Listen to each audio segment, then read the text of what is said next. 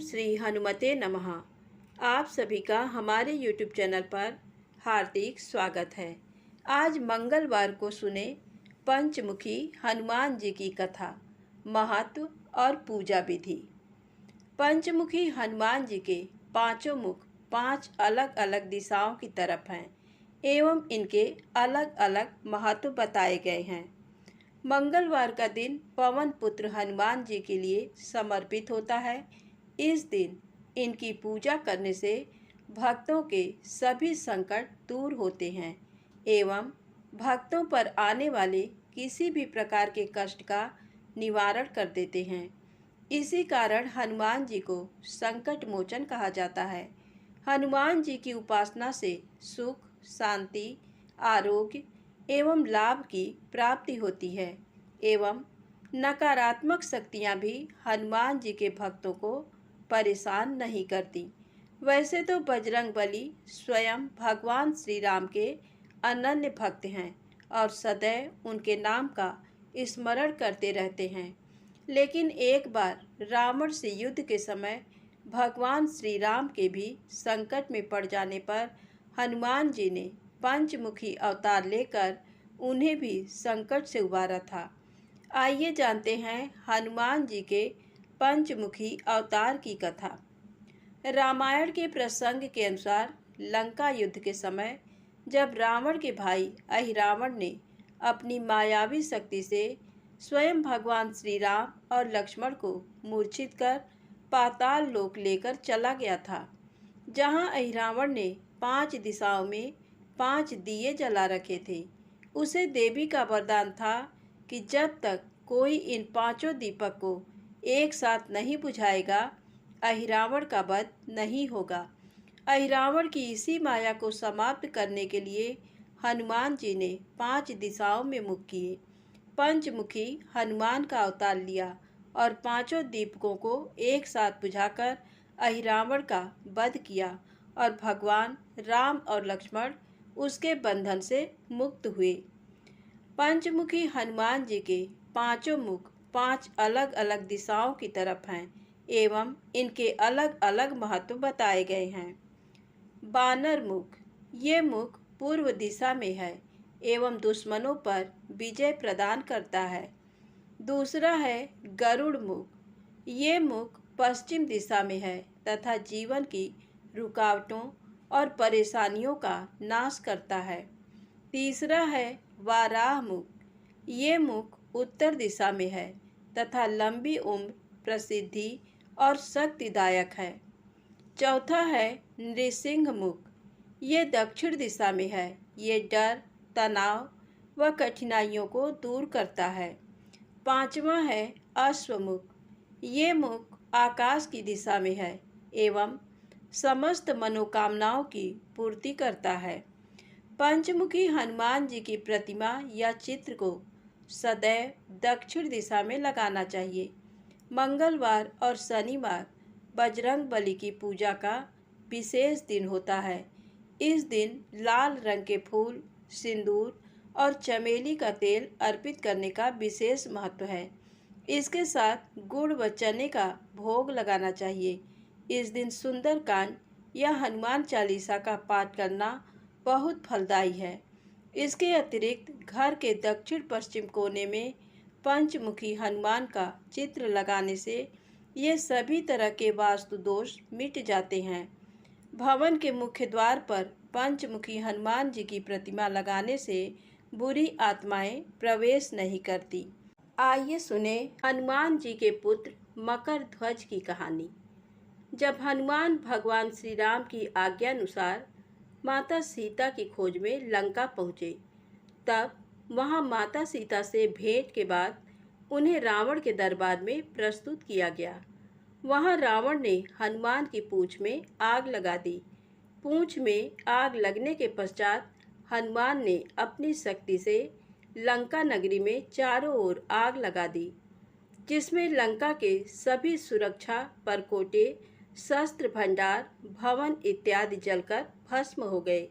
लंका नगरी में आग लगाने के पश्चात भगवान हनुमान अपनी पूंछ की आग को बुझाने के लिए वहीं पास के समुद्र में कूद गए। तथा पूंछ की आग बुझाई। उस समय हनुमान जी का शरीर बहुत थक चुका था, वह पसीने से लथपथ था। तभी उनके शरीर की तेज से एक पसीने की बूंद निकली जो समुद्र में गिरी।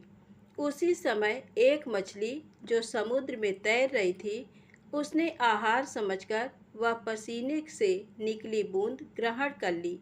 इसी बूंद से वह गर्भवती हो गई तथा तैरती हुई पाताल लोक जा पहुंची। जब वह मछली पाताल लोक पहुंची तो वहां अहिरावण के द्वारा पकड़ ली गई। जब उसका पेट काटा गया तब उसमें से एक शिशु निकला। उसके मछली के पेट से निकलने के कारण उसका नाम मकर ध्वज पड़ा। मकर ध्वज का शरीर आधा बानर का तथा आधा मछली का था। जब अहिरावण राम रावण युद्ध के समय श्री राम तथा लक्ष्मण को बंदी बनाकर पाताल लोक ले गया, तब हनुमान उन्हें छुड़ाने वहां पहुंचे। मकर ध्वज को पाताल लोक का प्रहरी बनाया गया था। हनुमान के वहां पहुंचने पर उसने उन्हें अंदर जाने से रोका। तब उन दोनों के बीच भीषण युद्ध हुआ, जिसमें अंततः हनुमान जी विजयी हुए। हनुमान मकर ध्वज की काया को देखकर अचंभित थे तथा उससे उसका परिचय पूछा। तब मकर ध्वज ने उन्हें अपने जन्म की कथा बताई तथा स्वयं को हनुमान जी का पुत्र बताया। हनुमान ये बात सुनकर आश्चर्यचकित हो गए तथा अपने ध्यान से सभी बातों का पता लगा लिया। उसके बाद उन्होंने मकर ध्वज को बताया कि वे ही हनुमान हैं तथा वह उनका पुत्र है। इसके पश्चात हनुमान ने अपने पुत्र को आशीर्वाद दिया तथा पाताल लोक के अंदर जाकर अहिरावण का वध करके प्रभु श्री राम व लक्ष्मण को उसके चंगुल से मुक्त करवाया। जब प्रभु श्री राम हनुमान के साथ पुनः पृथ्वी लोक पर जाने लगे, तब द्वार पर बंधे मकर ध्वज को देखकर हनुमान से उसका परिचय पूछा। हनुमान ने मकर ध्वज का परिचय तथा अपने साथ हुए युद्ध का वर्णन श्री राम को किया। मकर ध्वज की कथा सुनकर श्री राम अत्यधिक प्रभावित हुए तथा उसे पाताल लोक का राजा घोषित करके वहां से चले गए। प्रेम से बोले हनुमान जी की जय हो। आइए अब सुनते हैं राम से बड़ा राम का नाम। राम नाम की महिमा अपरंपार है। राम नाम के जाप से पत्थर भी तर जाते हैं। राम नाम ऐसा महामंत्र है जिसे जपने के लिए किसी नियम या विधान की आवश्यकता नहीं है। राम का नाम हम सुख में, दुख में, किसी के जन्म पर, मरण पर कहीं भी ले सकते हैं। लंका युद्ध से पहले जब हनुमान जी सीता माता का पता लगा कर आ गए और समुद्र देव ने श्री राम को समुद्र पर सेतु बनाने का सुझाव दिया। समुद्र पर सेतु निर्माण के लिए सारी वानर सेना कार्य कर रही थी। श्री राम देख रहे थे। उनका नाम लिखकर पत्थर पानी में डालते हैं तो वह तर जाते हैं। श्री राम मन में विचार करने लगे कि मेरे नाम से पत्थर तर जाते हैं तो समुद्र में मेरे द्वारा डाला गया पत्थर भी तर जाएगा। लेकिन जैसे ही श्री राम ने पत्थर पानी में डाला तो वह डूब गया। श्री राम विस्मित हुए कि ऐसा क्यों हुआ। हनुमान जी ये सारा प्रसंग देख रहे थे। हनुमान जी पूछने लगे कि प्रभु क्या सोच रहे हैं। श्री राम कहने लगे कि हनुमान, जिस पत्थर पर मेरा नाम लिखा है वह पत्थर तर रहे हैं, लेकिन पानी में मेरे द्वारा डाला गया पत्थर क्यों डूब गया।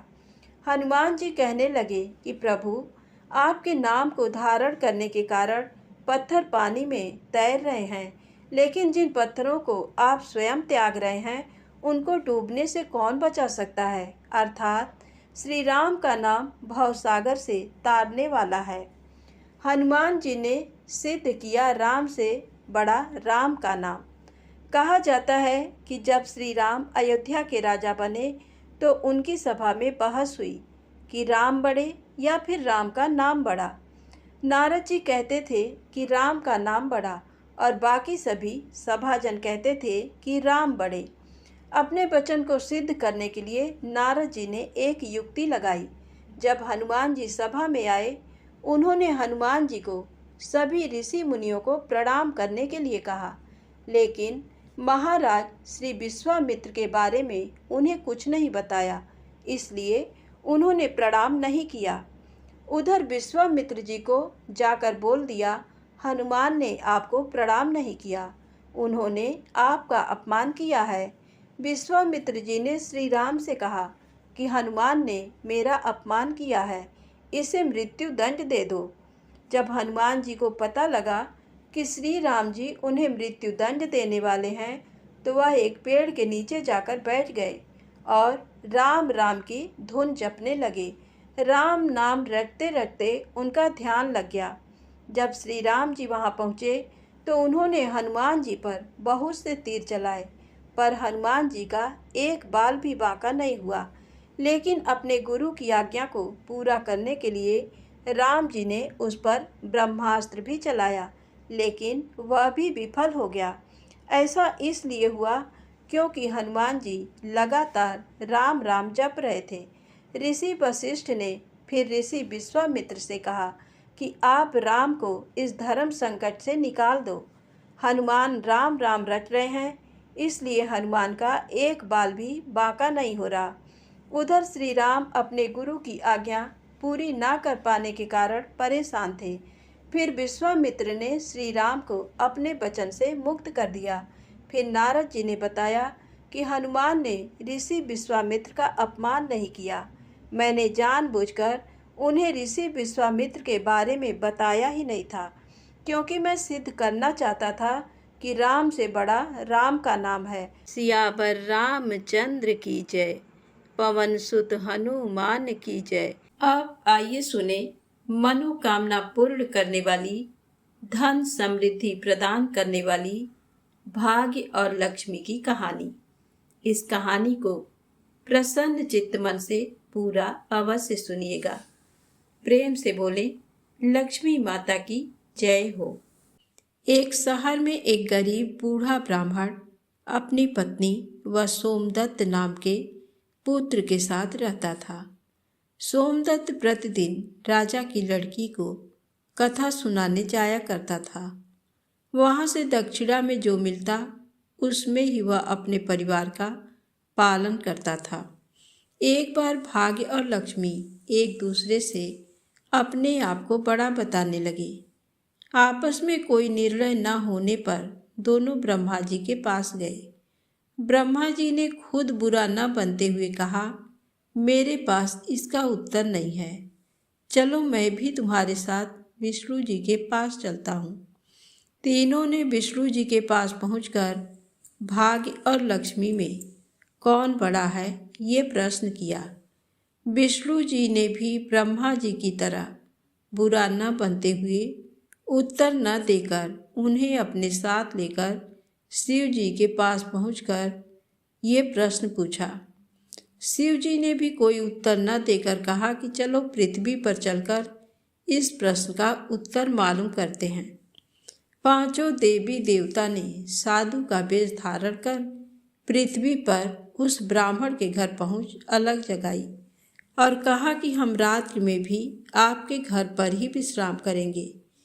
इस पर ब्राह्मण पुत्र सोमदत्त ने अतिथि देवो भव ऐसा विचार कर कहा, महाराज मेरे घर में दक्षिणा में मिले दाल भात आदि से हम तीनों के भोजन की पूर्ति होती है, अतः मैं एक समय के भोजन की व्यवस्था कर सकता हूँ। साधुओं ने उसे एक बर्तन देकर कहा कि वह दाल भात इस बर्तन में बनाए तो हम सब का दोनों समय का भोजन बन जाया करेगा। इस प्रकार उस बर्तन में बने भोजन से दोनों समय के भोजन की पूर्ति हो गई। अगले दिन प्रातः में सोमदत्त जाने लगा तो एक साधु ने पूछा, तुम कहाँ जा रहे हो? उसने कहा, मैं राजा की लड़की को कथा सुनाने जा रहा हूँ। साधु ने कहा, तुम कथा सुनने के बाद राजा की लड़की से पूछना कि तुम किस अभिलाषा की पूर्ति हेतु कथा सुनती हो। सोमदत्त ने कथा सुनाने के बाद ये प्रश्न पूछा। राजा की लड़की ने कहा, मैं इस अभिलाषा से कथा सुनती हूँ कि मुझे ऐसा वर मिले जिसकी चर्चा सभी की जबान पर हो। उसके माथे पर चांद और सूरज की रोशनी हो तथा वह भाग्य का ऐसा धनी हो कि उसके कदमों में लक्ष्मी थिरकती हुई हो तथा ऐसी बारात हो जैसी किसी ने अब तक देखी ना हो। वापस आकर उसने साधुओं को लड़की के उत्तर से अवगत करा दिया। अगले दिन प्रातःकाल में जब वह कथा सुनाने के लिए जाने लगा तो साधुओं ने कहा कि बच्चा, आज फिर वही प्रश्न करना। वह फिर तुम्हें कल वाली बातें बताए तो तुम तुरंत ये कह देना कि जैसा पति तुम्हें चाहिए वैसा केवल मैं ही हूँ। ये कहकर भाग आना। सोमदत्त ने कहा, हे साधु महाराज, कहाँ एक मैं गरीब ब्राह्मण जिसका घर उसकी दी हुई दक्षिणा पर चलता है, और कहाँ वह एक राजा की पुत्री। राजा मुझे और मेरे परिवार को मृत्यु दंड देकर मौत के घाट उतार देगा, अतः मैं ऐसा नहीं करूँगा। साधुओं ने कहा कि ठीक है, हम तुम्हें परिवार सहित अभी अपने श्राप से भस्म किए देते हैं। सोमदत्त पहले से ही उनके चमत्कार से डरा हुआ था। उसने सोचा कि राजा तो बाद में मृत्यु दंड देगा, ये अभी अपने श्राप से भस्म कर देंगे। अतः साधुओं को आश्वासन देकर कथा सुनाने चला गया। कथा सुनाने के बाद सोमदत्त ने कहा कि कल वाले प्रश्न के अनुसार जैसा वर तुम्हें चाहिए वैसा वर मैं ही हूँ। ऐसा कहकर वह वहाँ से भाग आया। राजा की पुत्री को एकदम बहुत आघात पहुँचा। उसने दासी के द्वारा अपने पिताजी को बुलाकर सब बातें बताईं। राजा ने आश्वासन दिया कि उस उदंड ब्राह्मण को इसकी सजा मिलेगी। राजा ने तुरंत अपने मंत्रियों से विचार विमर्श किया। एक वरिष्ठ मंत्री ने कहा कि उसने अपराध तो फांसी दिए जाने वाला किया है। एक वरिष्ठ मंत्री ने कहा कि उसने अपराध तो फांसी दिए जाने वाला किया है, परंतु वह एक ब्राह्मण है। उसे फांसी देने पर एक ब्रह्म हत्या का पाप लगेगा। राजा ने तुरंत अपने मंत्रियों से विचार विमर्श किया। एक वरिष्ठ मंत्री ने कहा कि उसने अपराध तो फांसी दिए जाने वाला किया है, परंतु वह एक ब्राह्मण है। उसे फांसी देने पर एक ब्रह्म हत्या का पाप लगेगा। कुछ ऐसा किया जाए कि वह दंडित भी हो और ब्रह्म हत्या का पाप भी न लगे। काफी विचार विमर्श के बाद तय हुआ कि शादी का निमंत्रण पत्र कुछ शर्तों के साथ भिजवाया जाए। राजा ने शर्तों वाला निमंत्रण पत्र लिखवाकर हलकारे के हाथ सोमदत्त के पिताजी के पास भेज दिया। उधर सोमदत्त ने घर पहुंचकर साधुओं को बताया कि आपके कहे अनुसार कहने पर राजकन्या बहुत क्रोधित हो गई थी। अब शीघ्र ही फांसी का संदेश पहुंचने वाला है। कुछ समय के बाद हलकारा निमंत्रण पत्र लेकर पहुंच गया। साधुओं ने हलकारे को सम्मान सहित बिठाकर सोमदत्त को निमंत्रण पत्र पढ़कर सुनाने के लिए कहा।